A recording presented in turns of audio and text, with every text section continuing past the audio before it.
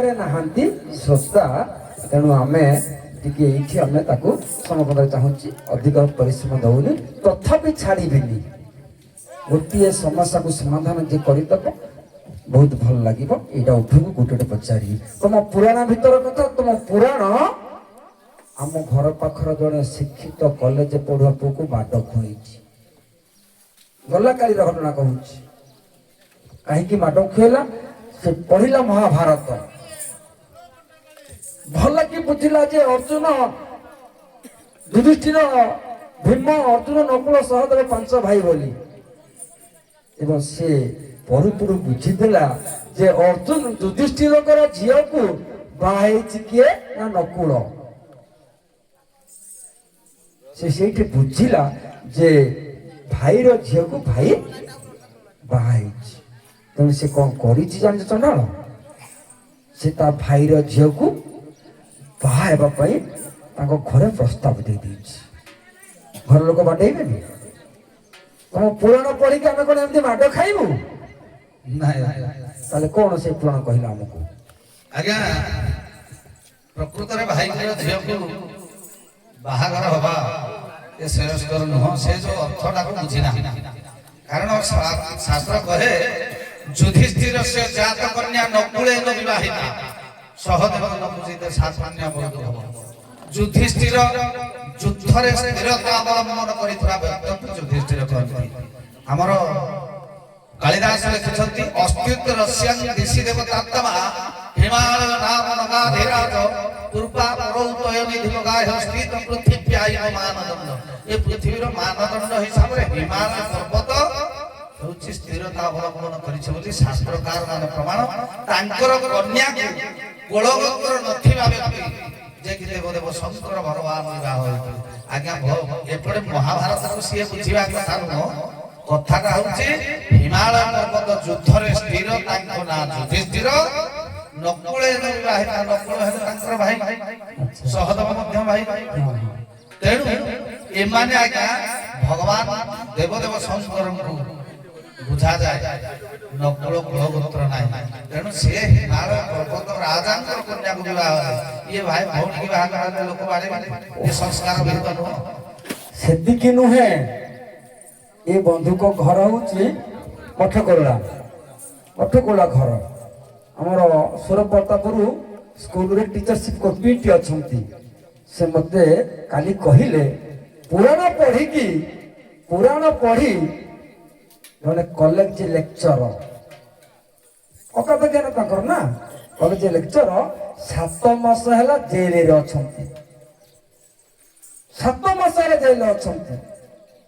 ସାରେ ଘଟଣା କଣ ନା ସେ ସାରେ ଗୋଟିଏ ଶ୍ଲୋକଟେ ପଢିଲେ ଶ୍ଲୋକଟା କଣ ନା ପରସ୍ତି ଦର୍ଶନ ପୁଣ୍ୟ ପରସ ପାପ ମୋଚନ ଚୁମ୍ବନ କୋଟି ତୀର୍ଥନି ମୈଥୁନ ବୈକୁଣ୍ଠ ପ୍ରାପ୍ତି ସାରେ ବୁଝିଲେ ଯାହା ଯେ ପରସ୍ତି ଦର୍ଶନ ପୁଣ୍ୟ ପର ନାରୀକୁ ଯଦି ପ୍ରଭାବରେ ଦର୍ଶନ କରିବା ତାହେଲେ ଆମର ପୁଣ୍ୟ ମିଳିବ ସେ ଲେକ୍ଚର ସହ କଣ କରନ୍ତି ସକାଳୁ ଦୌଡ଼ିଲେ ଆଉ ତାଙ୍କ ଘରଠୁ 15 କିଲୋମିଟର ଦୂରରେ ଅଛି ଫୁଲ ବଗିଚା ଲୋକମାନେ ଫୁଲ ତୋଳୁ ସେଇଠି ଦର୍ଶନ କରିଥିଲା ପର ସ୍ତ୍ରୀକୁ ଆଉ କହିଲା ପଢିଛି ତ ପରସ ପାପ ମୋଚନ ଟିକେ ହାତ ମାରିଦେଲେ ତୁମର ପାପ ମୋଚନ ହେଇଯିବ ସେ ସାରେ ହାତକୁ ମାରିଦେଲେ ମାଡ଼ ଖାଇଲେଣି ସେ ଭିତରେ 3 ଚାପୁଡା ଖଣ୍ଡେ ନାଇଁ ମୋର ଶୋକର ଅର୍ଥଟା ମୁଁ ସାରିଦିଏ ନା ଆଉ କହିଲେ ଚୁମ୍ବନ କୋଟି ତୀର୍ଥନି ଏତିକି ମାଡ଼ ଖାଇଲେ ସ୍ତ୍ରୀ ମାଡ଼ଟା କଣ ସ୍ତ୍ରୀ ମାଡ଼ କୁଆ ପାଡ଼ ନାରୀ ମାଡ଼ କୁଆ ପାଡ଼ ଚୁମ୍ବନ କୋଟି ତୀର୍ଥନି ନା ତାକୁ ଚୁମ୍ବନ କରିଦେଲେ ବୋଧେ ସେ ଅର୍ଥଟା ବୁଝିପାରିବ ଚୁମ୍ବନ କରିଦେଲା ପରେ ସ୍ତ୍ରୀକୁ ଜୋତାରେ ବାଡ଼େଇଲା ତଥାପି ଆଙ୍କ ମନ ମାନିଲାନି କହିଲେ ମୈଥୁନ ବୈକୁଣ୍ଠ ପ୍ରାପ୍ତି କହିଲେ ମୈଥୁନ କଲେ ବୋଧେ ଇଏ ବୁଝିପାରିବ ଶ୍ଲୋକଟା ଅର୍ଥ ବୋଲି ତେଣୁ ମୈଥୁନ କଲେ ପ୍ରସ୍ତାବ ଯେମିତିକି ଟଣାଉଟରା କରିଦେଲା ସମସ୍ତେ ନେଇ ତାକୁ ଥାନାରେ ଭର୍ତ୍ତି କରିଦେଲେ ତମ ପୁରାଣ ପଢିକି କଣ ଏମିତି ଆମେ ସବୁ ଜେଲକୁ ଯିବେ ଆମ ପୁରାଣ ତ ସେମିତି କରିବା ପାଇଁ କହିନି ଆଉ ଆମ ପୁରାଣର ଅର୍ଥ ବୁଝିବା ପାଇଁ ଭେଜା ଦରକାର ଆଉ ସେ ଲେକ୍ଚର ହେଲେ ବୋଲି ତାଙ୍କର କଣ ଆମ ଏଇ ସଂସ୍କୃତ ଉପରେ ଦଖଲ ଅଛି ସମସ୍ତଙ୍କର ନାହିଁ ସେ ପିଜି କରିଛନ୍ତି ପିଜି କରନ୍ତୁ सी पीजी करंतु एमएससी करंतु जहाँ भी करंतु अच्छा अच्छा किंतु संस्कृत श्लोकर अर्थ बुझिया पे भेजा दरकार टिके गीत आकर सुने सार तो बहुत गाई छुंते आज नबिक सुआंगरे बेसी नाही 4 मिनिट भितर गीत आकर संपूर्ण मते बुझेई देबे आगे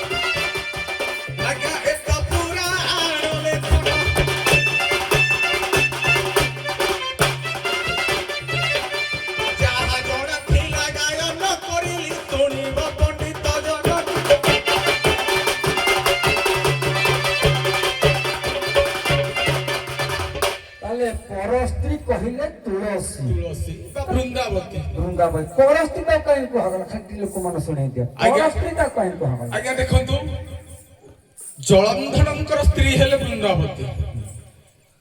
ଆଜ୍ଞା ତେଣୁ ପରର ସ୍ତ୍ରୀ ସିଏ। ପର ସ୍ତ୍ରୀ ତାଙ୍କୁ କଣ କଲେ ବିଷ୍ଣୁ ଭଗବାନ ତାଙ୍କର ହଁ, ସତୀ ଠିକ ଅଛି ସେଟା ମାନେ ଖାଲି ଶବ୍ଦର ଅର୍ଥ ପର ସ୍ତ୍ରୀ। ପର ସ୍ତ୍ରୀ ହେଲେ ସେ ଜଳନ୍ଧରଙ୍କର ସ୍ତ୍ରୀ ବୃନ୍ଦାବତୀ ଭଗବାନ। ତେଣୁ ସେ ପରବର୍ତ୍ତୀ ମଧ୍ୟ ତୁଳସୀ କି ପୂଜା ପାଉଛନ୍ତି। ତେଣୁ ଏ ଯୋଉ ସାର ଯୋଉ ବୁଝିଲେ ସେ ପ୍ରକୃତରେ ତୁଳସୀ ପଦରେ କଥା। ଗୋଟେ ଅଛି ମୂଳେ ତର ଗଙ୍ଗା ଡାଳେ ତର ବିଷ୍ଣୁ ପତ୍ରେ ଦେବତାଙ୍କ ବାସ। ସେ ପତ୍ର ପଡ଼ିଲେ ମନ ହୋଇ ହୋଇ କହେ ହୋଇ। ଯାହା ହଉ ସୁନ୍ଦର କଥା। ପୁରାଣ ଭିତରେ ଏତେ ତତ୍ଵ ଏତେ ମହିମା ଅଛି ବୋଲି ଯଦି ପ୍ରକୃତରେ ଆମେ ସମସ୍ତେ ବୁଝିବା ଆମ ଜୀବନର ପରିବର୍ତ୍ତନ ଆସିବ, ଆମ ଜୀବନର ଗତିପଥ ବଦଳିଯିବ। ହଉ ଉଭୟ ତ ବୋଧେ ବିଣାକାର କାମ କରିବା।